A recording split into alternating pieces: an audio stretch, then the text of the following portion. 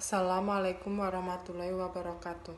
Kami dari kelompok 12 akan mempresentasikan hasil kerja kelompok kami yang berjudul Karakteristik Umum Peserta Didik dan Karakteristik Perkembangan Anak Sekolah Dasar yang beranggotakan Nurwulan dengan NPM 2050659,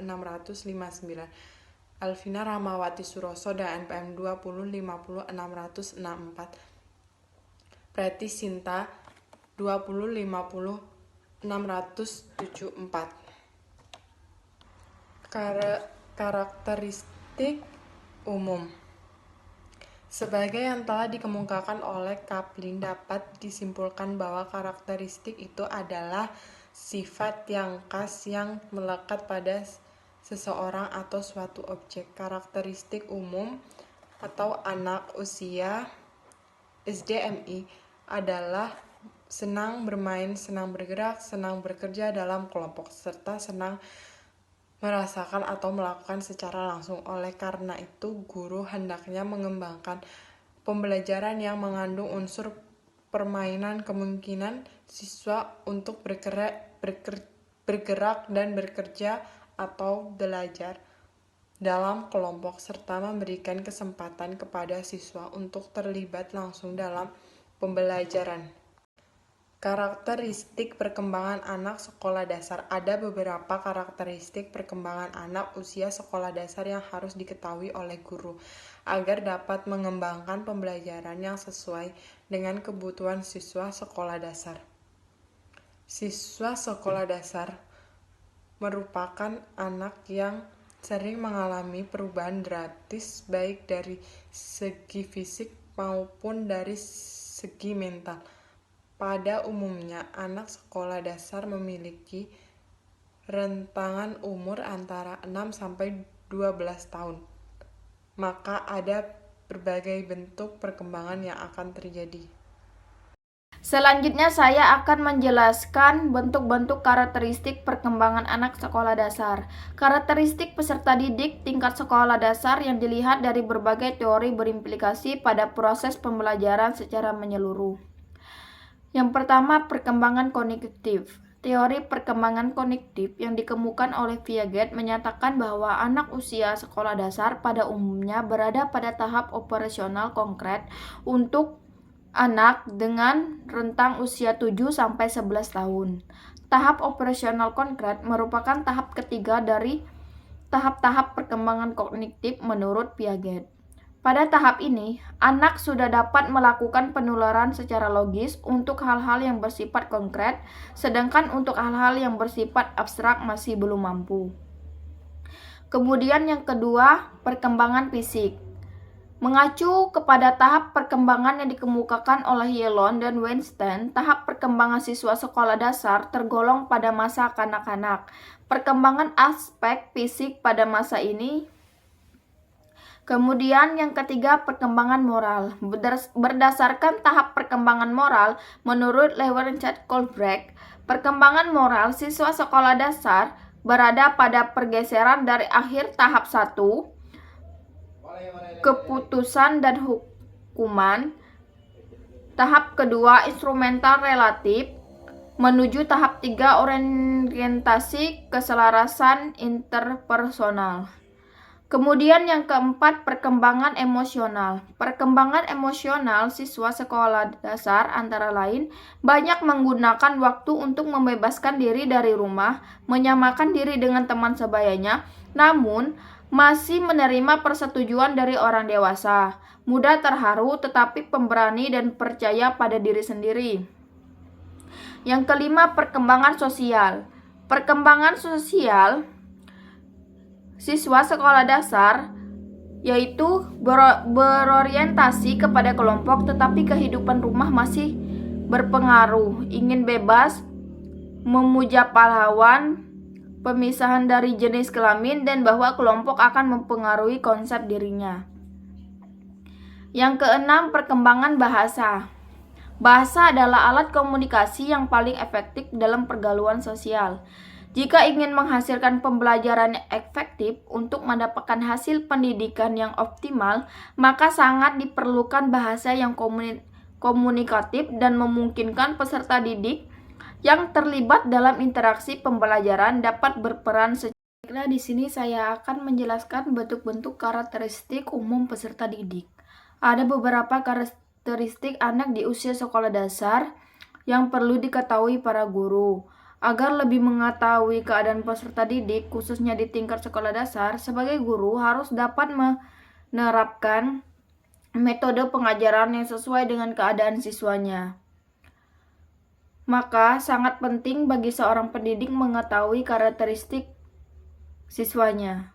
Yang pertama, ada senang bermain. Karakteristik ini menuntut guru SD atau MI untuk melaksanakan kegiatan pendidikan yang bermuatan permainan lebih-lebih untuk kelas rendah.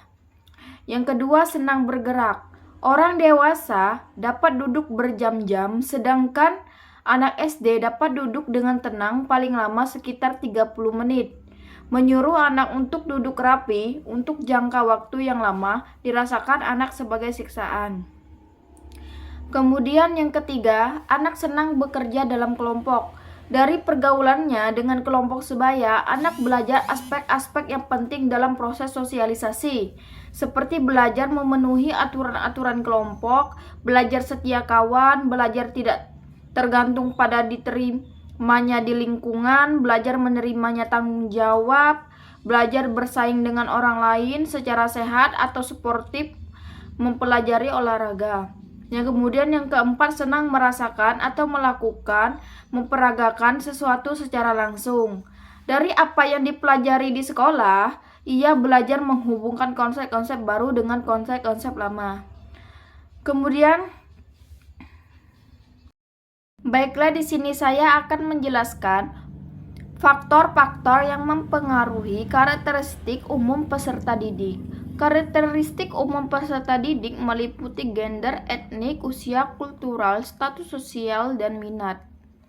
Yang pertama, gender. Setiap sekolah pada tiap-tiap kelasnya terdiri dari siswa laki-laki dan perempuan. Namun, ada juga sebagian sekolah lagi yang kelasnya menerapkan sistem homogen, artinya peserta didik laki-laki dan perempuan dipisah. Pada umumnya, kelas yang peserta didiknya homogen dalam proses belajar mengajar tidak sesulit kelas yang peserta didiknya heterogen. Yang kedua, etnik. Negara Indonesia merupakan negara yang luas wilayahnya dan kaya akan etniknya. Beberapa sekolah peserta didik yang beragam etniknya seperti dalam satu kelas kadang terdiri dari peserta didik etnik Jawa, Sunda, Madura, Minang, dan Bali, maupun etnik lainnya. Dalam proses belajar mengajar, guru tidak boleh membeda-bedakan etnis dan suku pada setiap peserta didik. Guru harus mampu merangkul agar setiap etnik dapat bekerja sama dan saling menghormati. Yang ketiga, usia. Menurut Piaget, perkembangan intelektual anak usia taman kanak-kanak pada taraf pra-operasional konkret, sedangkan peserta didik sekolah dasar berada pada tahap operasional konkret, dan peserta didik sekolah menengah pertama dan sekolah menengah atas serta sekolah menengah kejuruan pada tahap operasional formal. Usia yang setiap peserta didik akan mempengaruhi terhadap pendekatan pembelajaran yang diberikan, media dan jenis evaluasi yang akan digunakan oleh guru. Kemudian yang keempat, kultural. Budaya yang ada di Indonesia sangatlah beragam, seperti kesenian, kepercayaan, norma, kebiasaan, dan adat istiadat. Guru harus mampu menyesuaikan pembelajaran sesuai dengan budaya tempat mengajar. Ada budaya atau norma yang berlaku yang harus dipatuhi oleh setiap warga sekolah, seperti sekolah yang berada di beberapa tempat atau di beberapa desa tidak menyarankan peserta didik perempuan untuk bermain bola. Guru olahraga perempuan sebaiknya pakai rok. Kemudian yang kelima, status sosial dan minat. Peserta didik pada suatu kelasnya biasanya berasal dari berbagai status sosial ekonomi masyarakat. Selanjutnya yaitu faktor yang mempengaruhi karakteristik perkembangan anak sekolah dasar. Ada dari faktor internal diantaranya yaitu gen dan sifat bawaan. Nah, di sini tidak dapat dipungkiri kemampuan bawaan yang didapat dari orang tua memiliki pengaruh kepada perkembangan individu secara fisik, kognitif, serta emosi. Nah, yang kedua ada kecerdasan. Setiap individu pasti memiliki kecerdasan yang berbeda. Kecerdasan merupakan kemampuan manusia yang dapat diukur dengan melihat beberapa hal seperti kemampuan analisis, memori, pemahaman, dan abstraksi. Yang ketiga yaitu bakat khusus, diantaranya individu terlahir dengan bakat tertentu, baik yang langsung dapat diketahui maupun yang masih terpendam. Bakat di sini tidak hanya terkait dengan kemampuan akademik atau inteligensi, tetapi juga kemampuan lain terkait kreativitas dan olah tubuh. Yang keempat ada kepribadian.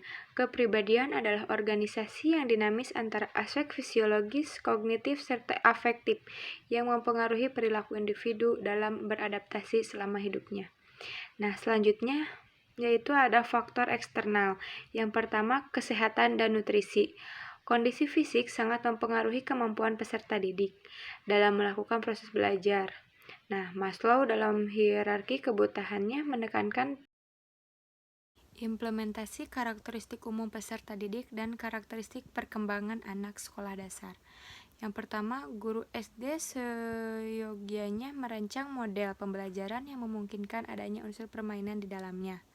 2. Guru hendaknya merancang model pembelajaran yang memungkinkan anak berpindah atau bergerak. 3. Guru harus merancang model pembelajaran yang memungkinkan anak untuk bekerja atau belajar dalam kelompok. 4. Guru hendaknya merancang model pembelajaran yang memungkinkan anak terlibat langsung dalam proses pembelajaran.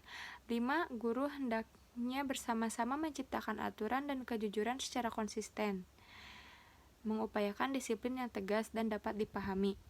Dan 5. Guru mestinya menerima kebutuhan-kebutuhan akan kebebasan anak dan menambah tanggung jawab anak. Dan yang terakhir yaitu guru hendaknya mendorong pertemanan dengan menggunakan proyek-proyek dan permainan.